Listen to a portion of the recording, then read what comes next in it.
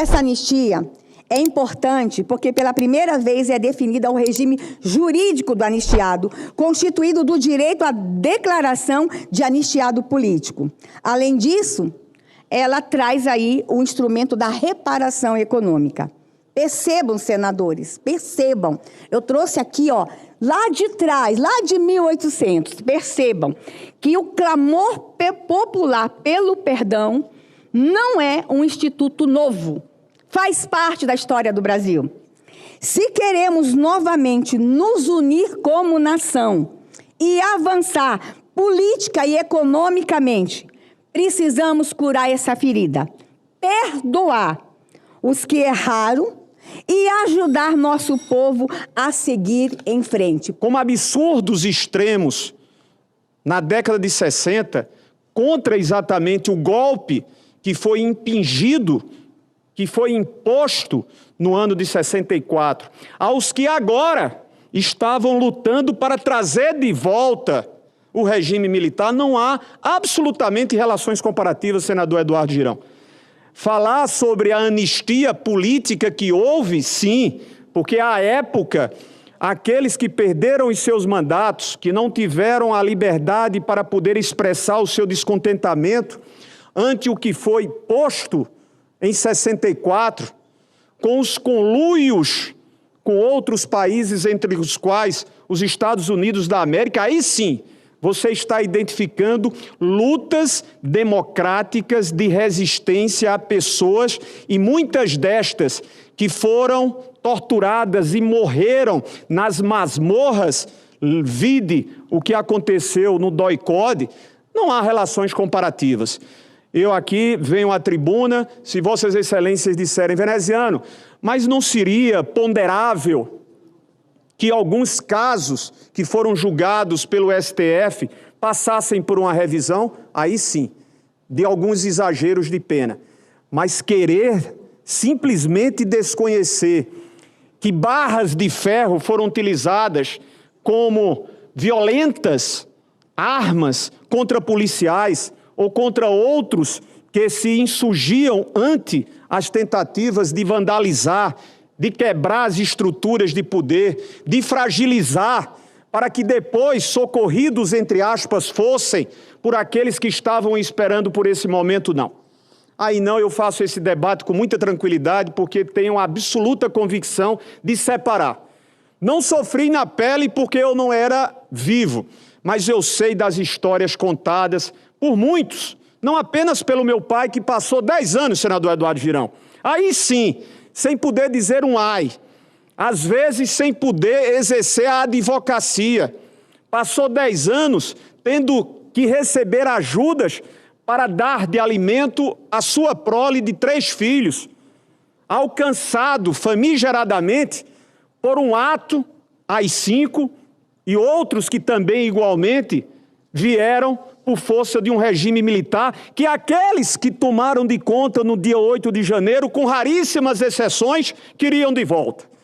Então, esse debate é bom, esse debate é salutar, mas eu discordo integralmente quando Vossa Excelência, meu amigo do peito, que tem todo o respeito, porque eu sei que Sua Excelência também guarda a mim, que a minha querida, estimada, respeitabilíssima senadora Damares, que meu irmão, cordatíssimo companheiro Plínio Valério, trazem a estabelecer relações comparativas. Não vamos por aí, porque não pega-se uma letra. Na década de 60, o que nós tínhamos eram brasileiros oprimidos, porque se tinha um regime militar que ganhava as ruas, e que não apenas ganhou as ruas, mas que perdurou durante um período de 2 décadas e meia, até que nós reconquistássemos, num processo de redemocratização, de povo às ruas, o direito de voto. Pois não, senador Queria Eduardo? fazer uma parte rapidamente, senador veneziano, muito respeitando sempre sua delicadeza, e é natural que o senhor defenda o espectro ideológico, que isso faz parte da democracia. Agora, o que a gente não pode é, de forma alguma, menosprezar quem pensa diferente.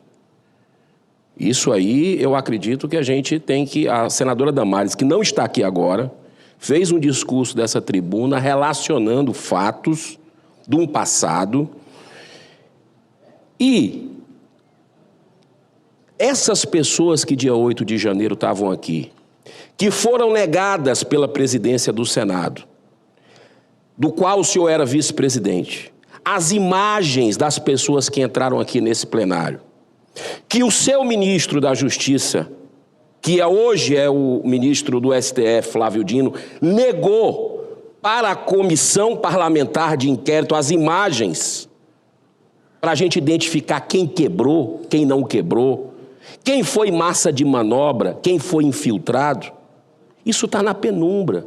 Mas um dia, eu espero que seja breve, porque da mesma forma que seu pai, sua família sofreu injustiças na ditadura, e está errado, porque teve anistia, inclusive, para torturadores. Essas pessoas que entraram aqui, muitos como massa de manobra, que não quebraram nada, que a polícia pediu para entrar para se resguardar de bombas, relatos são imensos. Com a mulher que picha uma estátua de batom longe dos 2 filhos, cadê a nossa humanidade? Eu adoro esse bom debate feito nesse nível. Primeiro, eu não menosprezei, menoscabei a quem quer que seja, Vossa Excelência bem o sabe. E faço as referências e gostaria de poder fazer a discordância como outras tantas vezes eu faço, concordando com os meus companheiros. Eu apenas discordei. Discordei porque isso me toca. Me toca porque eu conheço a história de quem defendeu a democracia efetivamente e foi, por fazer essa defesa, tolhido dos seus direitos. Hoje, o presidente Bolsonaro, quando fala sobre falta de liberdade, ao tempo que julgado foi a denúncia, teve a oportunidade em todas as redes de comunicação de livre e legitimamente discordar das teses da denúncia que fora aceita. Imagine lá na década de 60, ele que é um ardoroso defensor de torturadores como Ustra. Você imagine, o Brasil teve um presidente que defendia e defende torturadores. Então, quando se tenta comparar e estabelecer quem veio para aqui, alguns sim, e eu disse ao senador, me dirigindo ao senador Plínio Valério, inclusive muitos destes, mais de 500, estão livres, porque reconheceram os seus excessos, estão livres, normalmente. Aqueles que foram julgados e que porventura tenham sido identificados excessos, e nós sabemos que houve alguns excessos, que haja a revisão como provavelmente haverá de tê-las.